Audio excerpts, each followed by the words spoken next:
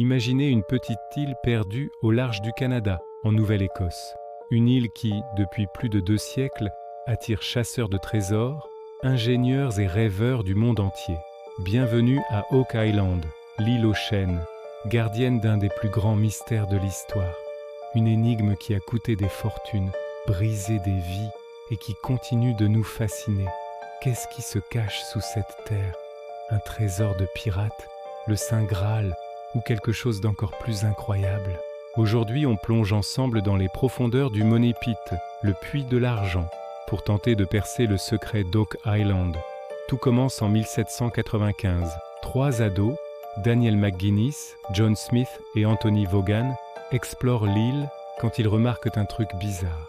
Au-dessus d'un creux dans le sol, une vieille branche de chêne porte les marques d'une poulie. Forcément, leur curiosité est piquée. Est-ce que le célèbre capitaine Kidd aurait pu enterrer son trésor ici? Armés de pelles et d'enthousiasme, ils commencent à creuser.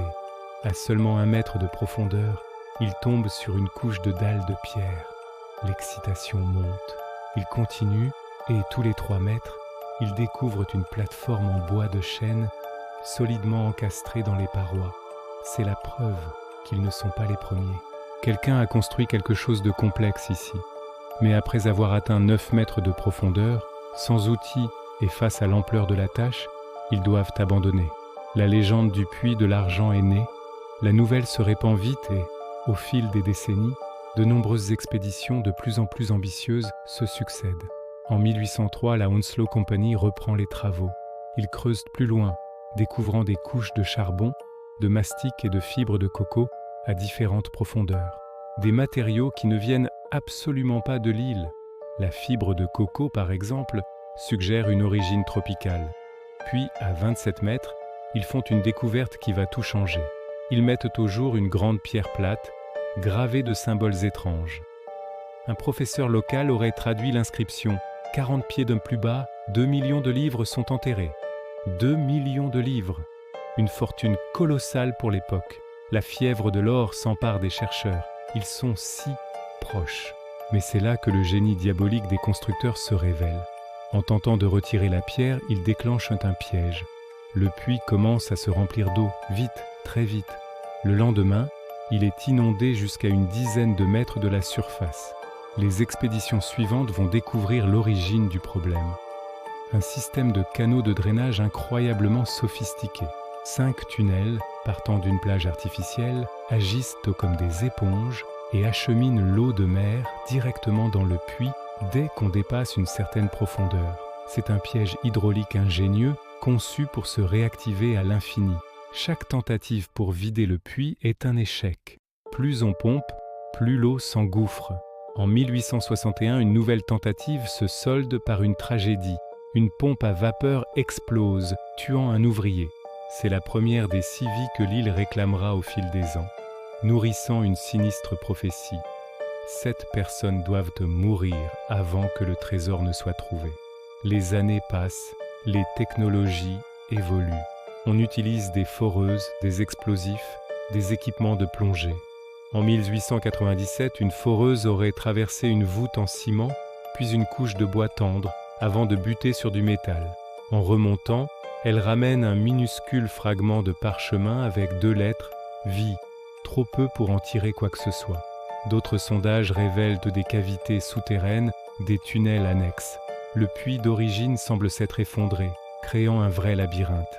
On creuse alors des puits parallèles, comme le fameux Borehole D6, un forage de 70 mètres qui aurait révélé des cavités et même, selon des images de caméras de l'époque, des coffres et une forme humaine.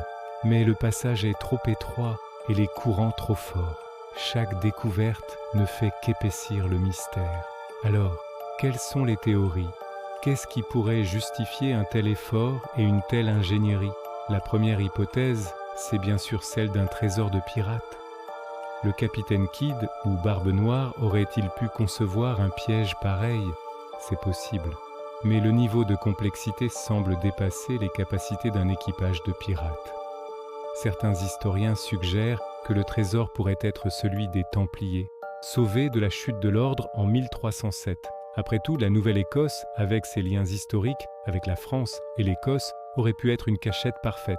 D'autres pensent au trésor de guerre des Français, caché après la chute de la forteresse de Louisbourg. Une théorie encore plus folle lie Oak Island à Francis Bacon. Il y aurait caché les manuscrits prouvant qu'il était le vrai Shakespeare, ou même le Saint Graal.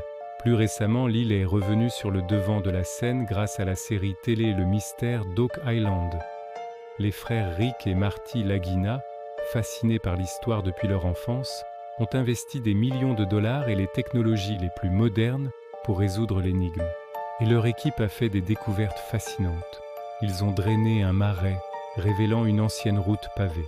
Ils ont trouvé une croix en plomb d'origine templière, des pièces de monnaie romaine, des fragments de poterie et des objets qui datent de plusieurs siècles avant la découverte de 1795. Chaque découverte soulève plus de questions qu'elle n'apporte de réponses. Comment une pièce romaine a-t-elle pu arriver sur cette île isolée bien avant Christophe Colomb? La croix templière est-elle une preuve de leur présence? Les recherches des frères Lagina ont permis de cartographier un réseau complexe de tunnels sous l'île, confirmant que le puits de l'argent n'est que la partie visible d'un projet d'une ampleur colossale. Mais malgré tous ces efforts, le trésor principal reste insaisissable. Le puits de l'argent a été si souvent creusé, dynamité et inondé qu'il est aujourd'hui un chaos souterrain.